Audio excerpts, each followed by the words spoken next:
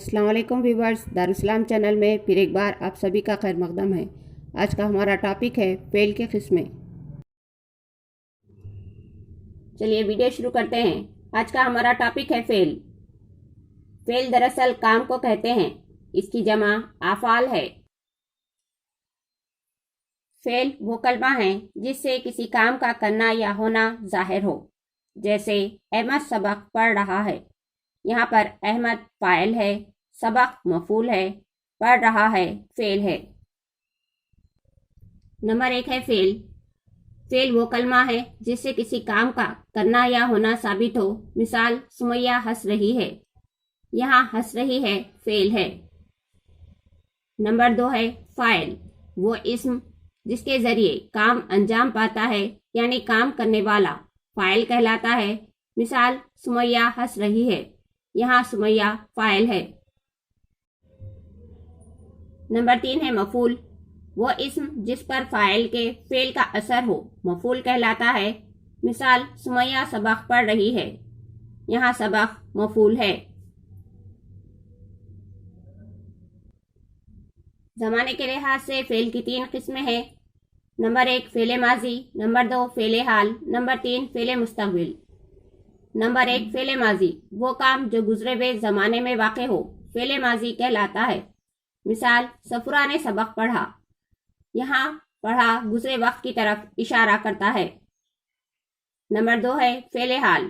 وہ کام جو موجودہ زمانے میں جاری ہو فعل حال کہلاتا ہے۔ مثال حامد ہنس رہا ہے، یہاں ہنس رہا ہے یعنی کہ کام جاری ہے۔ نمبر 3 ہے فعل مستقبل۔ وہ کام جو آئندہ زمانے میں واقع ہو فعل مستقبل کہلاتا ہے۔ مثال صفورہ خوش ہوگی، یہاں ہوگی آنے والے وقت کا اشارہ ہے۔ کسی کام کے ہونے یا نہ ہونے کے لحاظ سے بھی فعل کی 2 قسمیں ہیں، فعل مثبت، فعل منفی۔ نمبر 1 ہے فعل مثبت۔ وہ فعل جس میں کسی کام کا ہونا ثابت ہو فعل مثبت کہلاتا ہے۔ مثال احمد گھر آیا۔ نمبر 2 ہے فعل منفی۔ وہ فعل جس میں کسی کام کا نہ ہونا ثابت ہو فعل منفی کہلاتا ہے۔ مثال احمد گھر نہیں آیا۔ کسی کو کام کا حکم دینے یا روکنے کے لحاظ سے بھی فعل کی 2 قسمیں ہیں، جسے فعل امر اور فعل نہیں کہتے ہیں۔ نمبر 3 ہے فعل امر۔ وہ فعل جس میں کسی کو کوئی کام کرنے کا حکم دیا جائے فعل امر کہلاتا ہے۔ جیسے جلدی جاؤ، یعنی اس جملے میں مخاطب کو جلدی جانے کا حکم دیا جا رہا ہے۔ نمبر 4 ہے فعل نہیں۔ وہ فعل جس کے کرنے سے کسی کو روکا جائے فعل نہیں کہلاتا ہے۔ جیسے جلدی مت جاؤ، یعنی اس جملے میں مخاطب کو جلدی جانے سے روکا جا رہا ہے۔ معنی کے لحاظ سے فعل کی 3 قسمیں ہیں، فعل لازم، فعل متعدی، فعل ناقص۔ نمبر 1 ہے فعل لازم۔ جب کوئی جملہ فعل اور فاعل سے مکمل ہوتا ہے فعل لازم کہلاتا ہے۔ مثال سلام گیا، یہاں سلام فاعل ہے اور گیا فعل ہے۔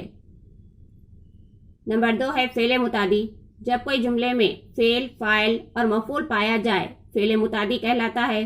مثال سلام خط لکھ رہا ہے، یہاں سلام فاعل ہے، خط مفعول ہے، لکھ رہا ہے فعل ہے۔